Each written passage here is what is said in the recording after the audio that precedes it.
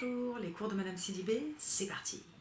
Seconde partie du chapitre sur la guerre froide. Les deux crises sur lesquelles je vous ai proposé de travailler, celle de Berlin, celle de Cuba, vont nous permettre de comprendre pourquoi on a créé cet oxymore, guerre, associé à l'adjectif froid ou froide, peut apparaître étonnant, contradictoire, mais les crises que nous allons étudier aujourd'hui vont nous aider à comprendre pourquoi on a utilisé et créé cette expression. Commençons par Berlin. À la fin de la Seconde Guerre mondiale, l'Allemagne et Berlin sont divisés en 4 zones d'occupation. Et très rapidement, Berlin devient un enjeu d'affrontement entre l'URSS et les puissances occidentales.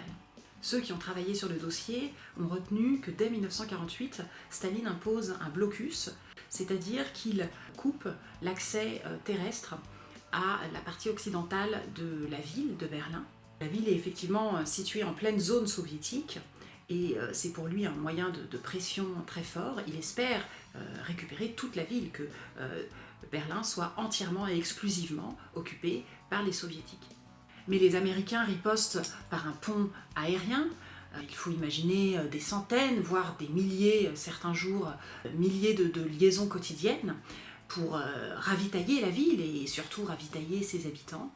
Et finalement, les soviétiques sont obligés de lever leur blocus, c'est-à-dire d'abandonner leur intention de contrôler toute la ville, un an plus tard, en 1949. Pour autant, Berlin va continuer à cristalliser les tensions entre l'Est et l'Ouest, entre le bloc soviétique et le bloc occidental, entre l'URSS et les États-Unis.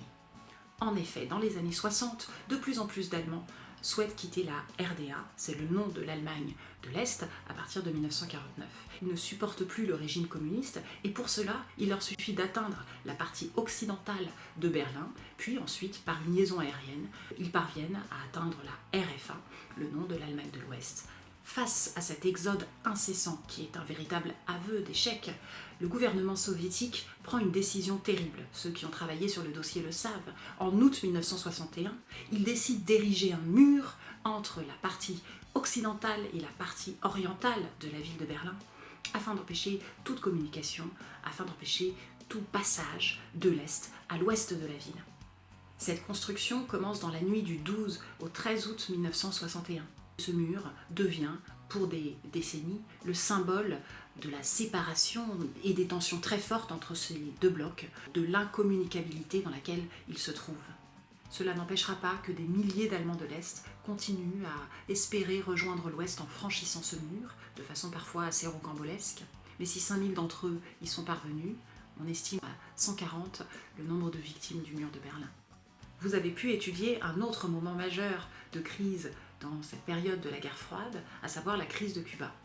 Ceux qui ont travaillé sur ce dossier savent que cette île, située seulement à quelques centaines de kilomètres des côtes américaines, est dirigée à partir de la fin des années 50 par un communiste, un certain Fidel Castro.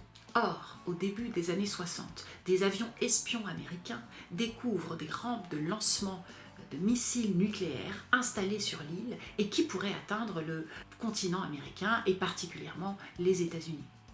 À partir de là, une crise majeure de la guerre froide commence. Chacun se demande si la Troisième Guerre mondiale n'est pas en passe d'éclater.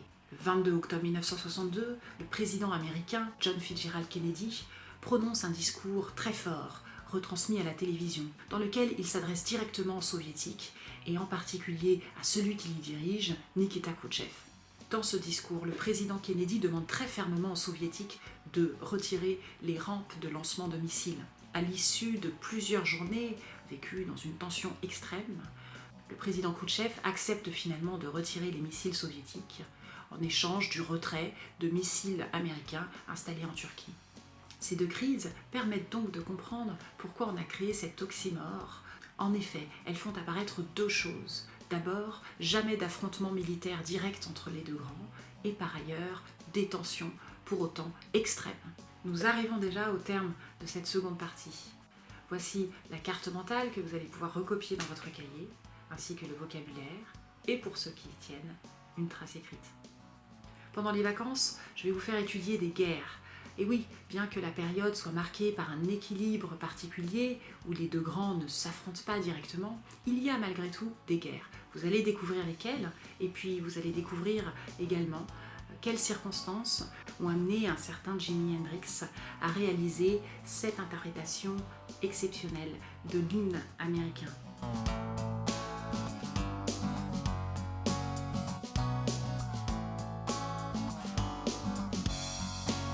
Tu n'es jamais là